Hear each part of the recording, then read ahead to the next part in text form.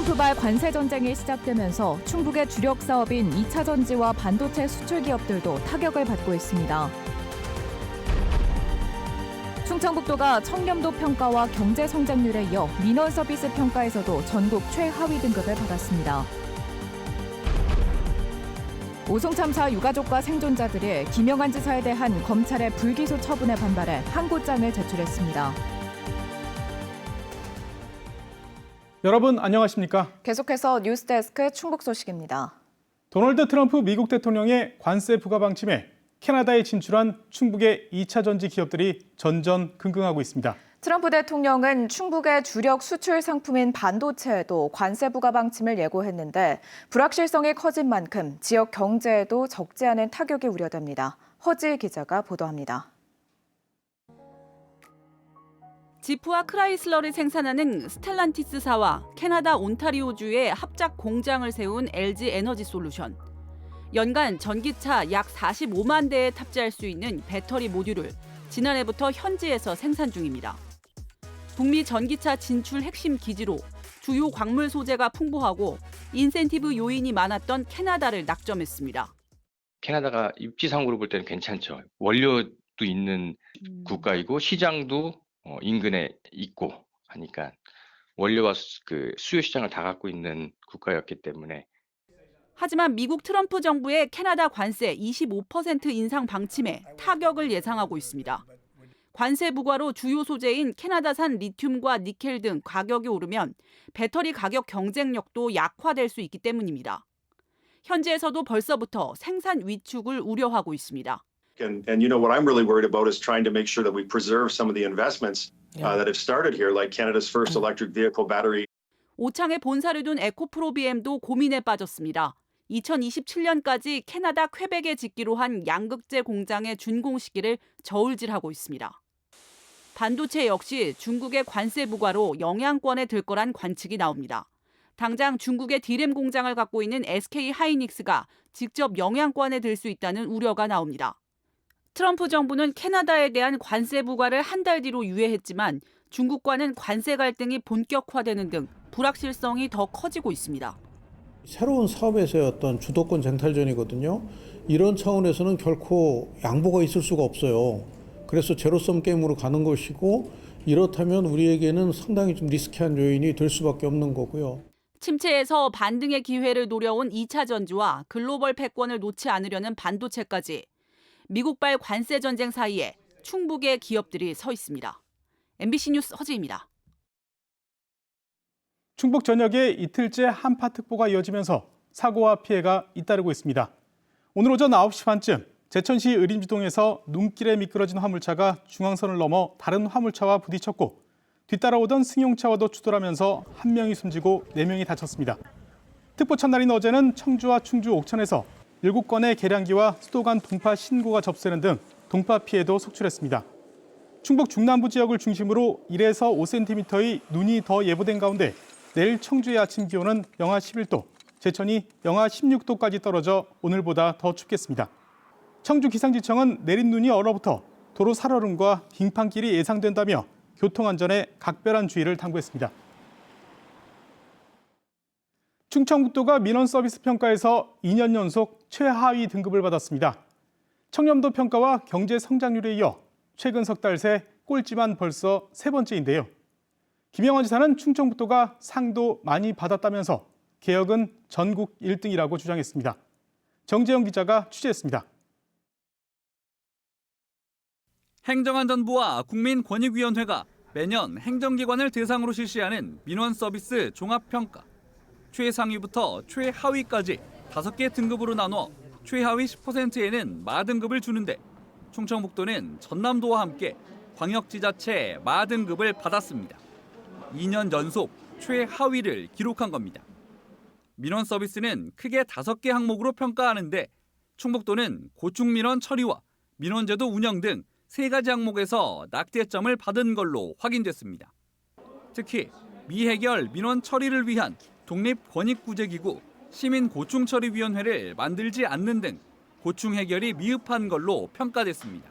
시민고충 처리위원회가 설치되어 있지 않아서 시고위 활성화 지표에서 다소 미흡한 것으로 평가가 되었고 고충 민원인이 체감하는 만족도도 낮은 수준으로 확인되었습니다. 각종 정부 지표에서 충북이 최하위로 발표된 건 지난해 12월 이후에만 벌써 세 번째입니다. 산하 기관장들이 잇따라 비위 혐의로 기소되면서 공공기관 종합 청렴도 평가에서 17개 시도 중 가장 낮은 5등급을 받았고 김영환 지사 2년 차인 2023년 경제 성장률 역시 전년 대비 마이너스 0.4% 역성장을 기록하며 전국 최하위라는 오명을 썼습니다. 앞서 김 지사는 각계의 이딴 비판에 취임 이후 충북도가 30개의 상을 받았고 도정 정책과 개혁은 전국 1등이라며 경제 역성장은 기저효과에 의한 착시라고 주장하기도 했습니다. 56조의 그러면 투자는 왜 이루어진 것입니까? 1,500개의 기업은 뭐하러 여기 충북에 온 것입니까? 우리 경제가 충청북도가 꼴등이다. 이것은 기저효과 때문에 오는 것이다 그런 말입니다. 그런 착시에 의한 것이고. 충청북도는 이번 평가 결과에 대해 지난해 하반기부터 민원실 리모델링과 시민 고충의 신설 추진 등 개선을 위해 계속 보완하고 있다고 밝혔습니다. 그동안 하지 못했던 민원 담당자 보호제도 수립과 법적 전담 부서는 기완료를 했습니다. 민원인들을 위한 그런 부분에서 정성평가도 잘 받을 수 있도록 노력하겠습니다. 한편 충북교육청과 충주시도 꼴찌 바로 위인 라등급을 받아 불명예를 안았고 음성군은 충북에서 유일하게 최상위인 가등급의 이름을 올려 대비를 이뤘습니다. MBC 뉴스 정지영입니다. 청주 오송 참사 유가족과 생존자들이 김영환 충북지사에 대한 검찰의 불기소 처분에 반발하며 오늘 항고장을 제출했습니다. 당시 지하차도를 통제하지 않은 책임을 물어 실무자인 공무원들만 재판에 넘기고 정작 최고 책임자인 김 지사에게는 면죄부를 줬다는 겁니다. 김 지사는 자신을 기소해야 한다는 주장에 대해 기막힌 프레임이라고 반박했습니다. 이초원 기자가 보도합니다. 청주지검은 지난달 오송 참사 발생 18개월 만에 수사 결과를 발표했습니다. 중대재해처벌법 시행 이후 자치단체장 가운데 처음으로 이범석 청주시장을 기소했습니다. 지하차도 침수의 직접 원인이 된 제방의 불법 훼손이 반복되는데도 안전점검을 전혀 하지 않았다는 이유에서입니다. 하지만 김영환 충북지사는 재판에 넘기지 않았습니다. 지하차도 자체에는 결함이 없었고 진입 통제가 안 됐던 건 담당 공무원들의 잘못이라고 검찰은 판단했습니다. 오송 참사 유가족이 대전고검에 항고장을 제출했습니다. 청주지검 수사 결과에 불복해 최고 책임자인 김영환 충북지사에 대한 기소를 고검이 다시 한번 검토해달라는 뜻입니다. 이들은 지하차도를 통제하지 못한 책임을 실무자인 공무원들에게만 묻고 최고 책임자인 김 지사에게 면죄부를 준 건 앞뒤가 맞지 않는다고 말했습니다. 충북도 공무원 7명이 업무상과실 치사죄 등으로 재판을 받을 정도로 지하차도 통제 실패가 있었다고 확인하였음에도 최고 책임자인 광역단체장은 기소조차 되지 않았습니다. 또 지하차도 사전 통제 기준을 담은 매뉴얼은 있었지만 참사 현장에서 실제로 작동할 수 있는 시스템은 없었다고 주장했습니다. 매뉴얼만 있으면 뭐 합니까? 어느 누구 하나도 그 매뉴얼을 지킨 사람이 없었기 때문에 저희 유가족들은 살아가는 가족들을 다 잃은 거거든요.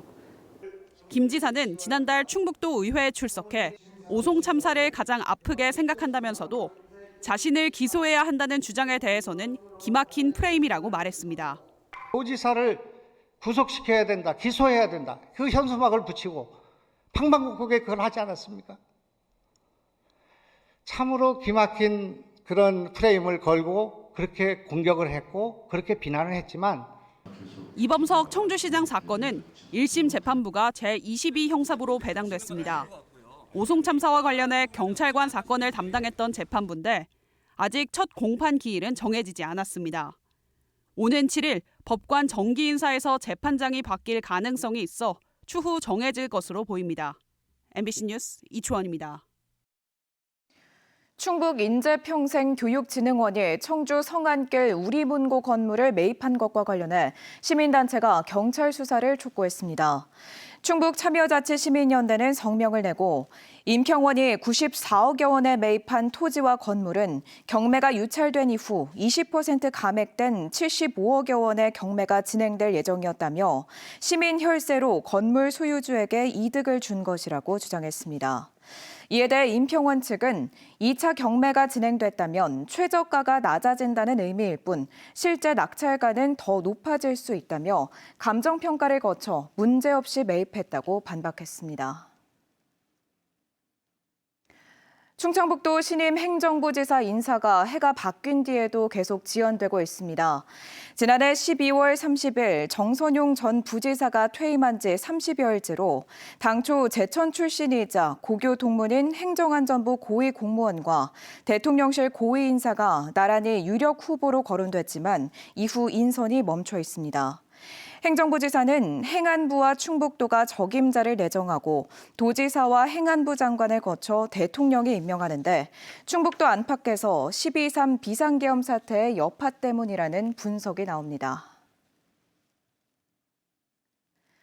화재나 응급 상황에서 대처법을 잘 알고 있다면 피해를 줄일 수 있는 만큼 소방 안전교육의 중요성은 아무리 강조해도 지나치지 않은데요. 최근 소방관들이 드라마를 통해 쉽고 재미있게 소방 안전을 배울 수 있는 영상을 제작해 화제입니다. 김윤미 기자가 소개합니다. MBC에서 22년 넘게 방영된 국민 드라마 전원일기의 배경음악으로 시작되는 영상. 화목 보일러에 연료를 넣은 채로 자리를 떠 불이 나기도 하고 전기장판을 접은 상태로 사용하거나 전원을 끄지 않고 외출해 화재가 발생합니다. 응삼아, 전기장판은 말이요 이렇게 접어서 개면 안 돼요. 둘둘 말아서 개야 된다고. 유명 유튜버의 캐릭터가 마을 주민으로 등장해 가스레인지 화재의 위험성을 알리거나 화재 신고자가 외국인인 상황을 가정해 119 상황실 통역 서비스 정보도 전달합니다. 외국인이세요? 오케이, I will connect to the interrupter service. 세종소방본부 조치원 소방서가 패러디 형식으로 제작한 소방 안전 동영상입니다. 인근 대학교 유학생인 외국인만 빼고 출연진은 모두 현직 소방관들. 원고 쓰기와 연출까지 도맡았습니다. 한 분은 구급대원으로 실제 일하시는 분이세요. 근데 교대 근무를 하다 보니까 빈틈 틈틈이 와서 쉬는 날 이용하시고 저희 교육홍보팀은 출근해서 주로 이렇게 회의도 하고 이렇게 준비했습니다. 제작에 필요한 장소와 의상 등도 지역 주민들이 적극 지원한 덕분에 응급처치 등 주제별로 벌써 3편까지 선보였습니다. 자칫 지루할 수 있는 소방 안전교육에 활용돼 웃음과 재미를 더해 인기를 얻고 있습니다. 연기하시는 분도 너무 실감나게 잘하시는 것 같았어요. 또 가스불 캐놨을 때도 이제 멀리 가면 안 되겠다는 걸 배웠어요. 전원일기가 상당히 재밌게 한 것 같고 또 뭐 불들 끄는 것 같아 해보니까 실감이 나고. 소방관들은 영상을 활용한 교육이 몰입도가 높고 효과가 크다는 평가에 따라 앞으로도 계속 제작에 나설 계획입니다. MBC 뉴스 김윤입니다. 분만 취약지인 충주 지역에 저출산 극복을 위해 통합 모자 보건센터를 설립해야 한다는 제안이 나왔습니다. 정용학 충주시의원은 시의회 자유 발언에서 충주에 7개 산부인과가 있지만 실제 분만이 가능한 곳은 2곳에 불과하고 지난해 출생아 880명 중 530명이 산부인과 한 곳에서 태어났다면서 과도하게 집중된 의료 서비스가 의료 공백으로 이어질 수 있다고 말했습니다. 또 산후조리원도 한 곳뿐이어서 출산 후 산후조리와 소아과까지 연계할 수 있는 통합 모자 보건센터 건립이 필요하다고 덧붙였습니다. 고속도로를 순찰하던 경찰관이 저혈당 쇼크로 정신을 잃은 운전자를 구해 2차 사고를 막았습니다. 충북경찰청 고속도로 순찰대 10지구대 홍학기 경위는 지난 16일 낮 평택 제천 고속도로를 순찰하다 갓길과 2차로 사이를 비틀거리며 서행하는 4.5톤 화물차를 발견했습니다. 당뇨를 앓던 운전자가 저혈당 쇼크로 정신을 잃은 상태였는데 홍 경위는 조수석으로 올라타 차량을 세운 뒤 운전자를 병원으로 옮겼습니다. 단양 국가지질공원을 주제로 한 교육 교재가 제작됩니다. 윤건영 교육감과 김문근 단양군수는 오늘 정책 간담회를 열고 단양의 지질 특징과 단양군의 역사, 명소 등을 담은 교재를 만들어 수업과 교사 연수에 활용하기로 했습니다. 단양군은 지난 2020년 국가지질공원 지정에 이어 올해 유네스코 세계지질공원 등재를 앞두고 있습니다. 청주시 성안동 도시재생사업에 국토교통부 공모에서 탈락하며 원도심 활성화에 어려움이 예상됩니다. 청주시는 성안동 일대를 문화관광 소비 거점으로 만들기 위해 1,720억 원이 투입되는 계획안을 세워 제출했지만 국토부 공모에 선정되지 못했습니다.